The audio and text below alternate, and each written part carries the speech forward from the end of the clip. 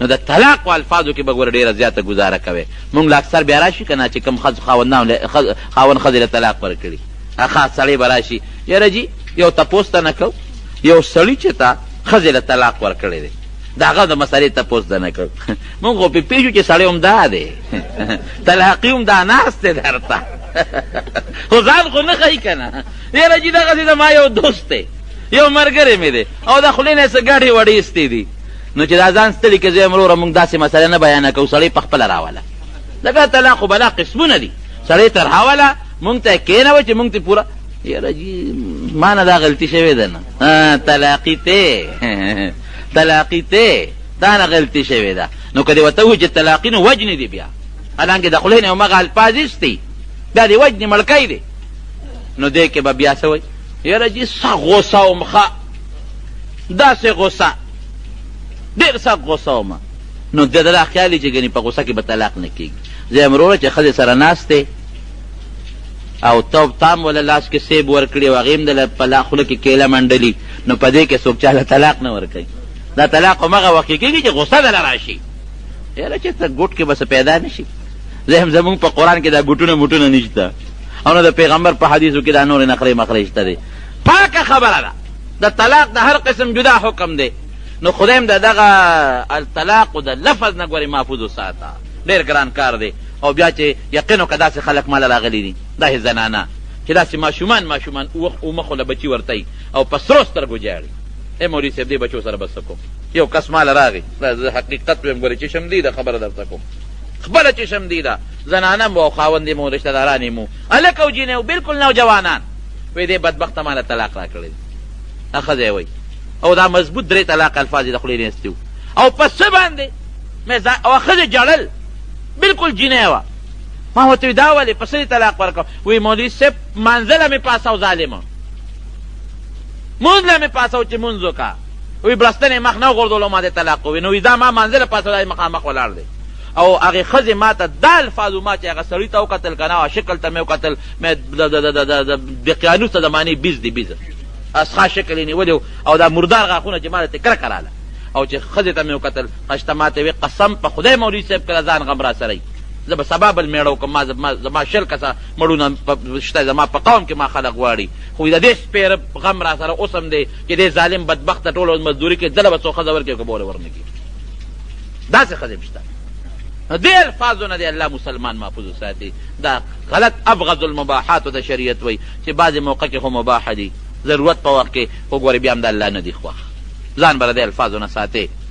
چې یو ښځه مثلا خاوند ښځې ته ووایي چې که دا کار دی وکړه نو ته طلاق یې نو که هغه کار یې وکړو طلاقېږي به که دی ورته ووایي چې پلار کله لاړې نو مثال په طور دا یو مسله ده نو تا ته به دا طلاقي نو که هغه لاړه نو طلاقېږي به یو غلطه مو د خولې نه وته ده خو ګورې پام کوئ د طلاق د دې لفظ نه ګورې ځان ساتئ ښه الله دې هر مؤمن مسلمان د دې نه وساتي دا خطرناک شی دی ښځه که د یو څپېړه وواله او خوږ شوه نو ډاکټر له به یې بوځه جوړه به یې کړي جوړه به الله به یې جوړه کړي غاښ یې ووته یاره خدای به بیا هم جوړه کړي خبرې دې ورسره بندې کړې روغه به دې راشي پلار کره در نه لاړه یاره جوړه به دې وشي خو که دا طلاق دا سیسټم پکې راغی که نه نو ځان دې هم غرق که هغه خواره دې هم تباه او برباده کړه دې نه به ګورې ځان ساتې طلاق ډېر خطرناک شی دی او د احتیاط شی دی ځکه خو د طلاق په اختیار رب العالمین ګورې سړي له ورکړی دی نن سبا خو دا ښځې مځې تاسو وینئ که نه دا عورت او پلانکې تحریک او ډنګرې تحریک او یو ځای جلسه او بل ځای جلوس او بعضې پکې کنجرې ښځې وي هغې پکې لادام ووایي سړي له طلاق اختیار دی مونږ ته هم د طلاق اختیار میلو شي وایي که نه وایي دا بعضې ښځې اخباراتو کې راځي که نه سړي ته د طلاق اختیار دی یو ښځې پکې لادام ویلي وی سړي څلور ښځې کولی شي مونږ ته دې اجازت میلاو شي چې مونږ هم څلور مړونه وکړو مې دا چې کومه ښځه دا خبره کوي هغې دا تپوس ولې کوي هغه خو څلورو نه زیات مړونه یې کړي دا تپوس هغه ښځه چې کومه کور کې دننه د پردې ښځې هغه دا خبرې نه کوي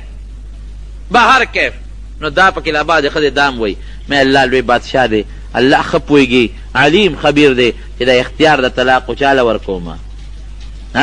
سړي له ورکوم چاله طلاق اختیار دی سړي له سړی خو ډېر بردباره دی ډېره ګزاره کوي ښځې سره او که ښځې له د طلاق اختیار ورکړه دا نیمپوزې ښځې له زه چې پېژې بوډاګان به ګورې ټول د بټ په غاړه ناست خفه کېږې ما ځوانانو سره خو به یې گزاره کوله، خو چې دا کم بوډا دی او دا ټخ او ټوخ کوي او د حملې ټیټه ده او بلغم ورته په لارو په کوڅو کې او په دغه کې غورځوي، ځه مړه ما طلاق کړې، په دریو مې طلاق کړې، ځه بیا به دې څه کول. ښځه که ډېره هم بوډۍ شي د خاوند خوښېږي د خدای شان دی، داسې ده که نه ده؟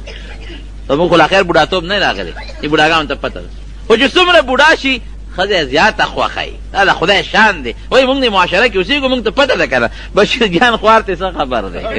ډېره دې دغه نه لانجې نه څه خبر دی؟ دا خوند خو والد صاحب ته مې وله وي مې یو پټه خبره به در سره کومه،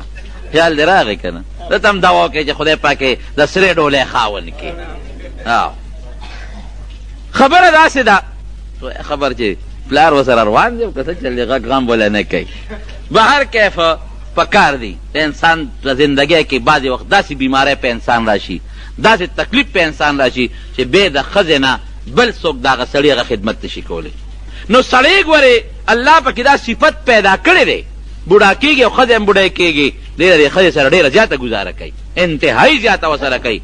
خو ګورې دا ښځه د مجبورۍ نه د خپل خاوند سره ګزاره کوي. دا درته ګورې دا حقیقت وایم. ګنې چې ښځه بوډۍ شو او خاوند دې بوډا شو ټک ټوخ کوي، چې وس یې کېږي چې په دا چمغړت وله ګوتې کې او سات یې وباسي. دا ماته پته ده، ځکه خو الله اختیار دی ښځې لا طلاق ونه دی ورکړی. دا سړي به ټوله ورځ هم دې بازارونو کې په فوټپاتونو ناست و او صاحب به شپېلی به یې خوله کې منډلې او چا به تورړی غږول او چا به شپېلی غږول او چا به یو ځای د یو کس غلامي کول او چا به بل ځای جومات کې بورقې راستي جوماتونه به یې صفا کوله. لکه ولې غږ به هم نه شو کولی چې یاره څه ویلي شو، ښځې طلاق کړي، یو بل سره به یې جړا پریاد کول. نو خبره دا ده چې الله لوی بادشاه دی. ګورې دا به مونږ منو، الله حکیم دی او علیم او خبیر، دا به تاسو ټول منئ او دا به مونږ منو چې د الله یو کار د حکمت او د علم نه ګورې خالی نه دی.